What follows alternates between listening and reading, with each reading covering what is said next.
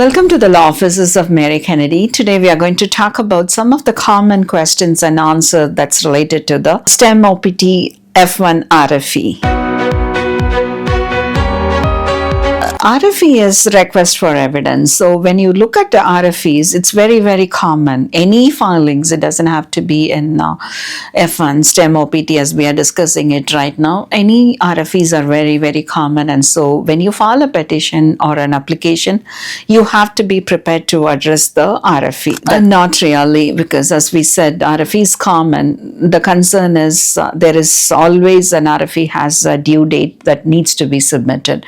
So it might be most of the cases 90 days, but sometimes when you get it as a NOID, which is a notice of intent to deny, you could have only 30 days to address the RFE. So the more important is the deadline before that you need to submit the documents. Most common is that could be triggering your RFE is the 983, the form 983, which involves the detailed submission from about your what do you do on that particular job responsibility, the training and all those are there. So when you submit the 983 form, that could be the reason behind triggering the RFE that your USCIS want more clarifications and documentation related to that. See, the training objective, always one thing you have to keep in mind, what's your subject, what's your majoring in your master's degree, right? So that's always a related, everything is going to be related. So when you submit something very irrelevant or out of the needed details, that's where most of the time we see that. And as an employer, when they submit the 983 form, they also, if they are experienced and they have like the proper training materials, that is what it has been detailed. So many things, it's a subjective question, but however, you have to pay attention to the 983. That's what we insist again and again. Provide a proper, and also you have to follow a certain practices being on the STEM OPT. And being an F1 student, definitely legal recommends are there. When it comes to the OPT, yes, and more important is getting to the STEM OPT, which has a very different criteria that needs to be fulfilled. So it's very detailed. It depends on the job responsibility, job descriptions, the employment and everything. So I don't want to go detail into this. Probably that's something definitely you need to be prepared before applying for the STEM OPT. So the E-Verify is one of the minimum requirement before you can even be applied for a STEM OPT. I understand most of the employers are very knowledgeable about it, but in limited situation, they would not have done it for other employees.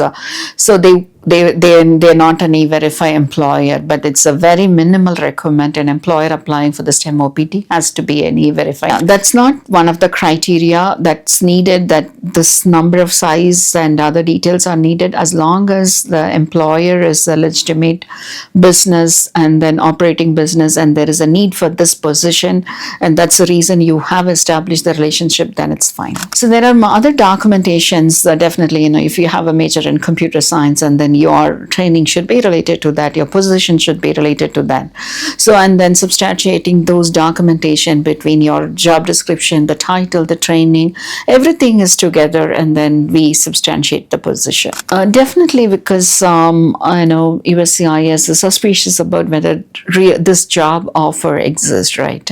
So in that situation, they are trying their best to identify, and then documentations are also requested based on that. The biggest mistake that happens is missing the deadline. Either it happens when they miss the deadline to apply, because every requirements on an F1 has a requirement that needs to be fulfilled before you qualify. So, and even after getting an RFE, there are times we deal with a student that absolute deadline is followed. So if you miss it up to upload it in your portal, or you post the documents that has to reach the USCIS on that specific timeline, that's a very major. We all think documenting missing documents or anything. No, this is as common as such, and anyone has to pay proper attention to the timeline. So the denial of your STEM OPT means that you're out of status at that point of time, unless you have a backup of another status,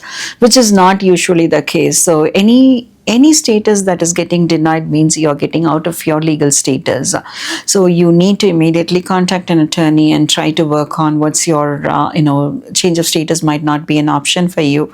So the only way is you might have to go out of country and try to see what is your next status to be here. So usually any denial is related to that particular status, so just because you had a denial of a STEM OPT, that's definitely affecting your immediate continuity of stay. However, it doesn't have any relationship between a H1B being filed unless there is involved a fraud or any other reasoning. But so the message and the tips I would say for anyone who receives an RFE is immediately pay attention to it.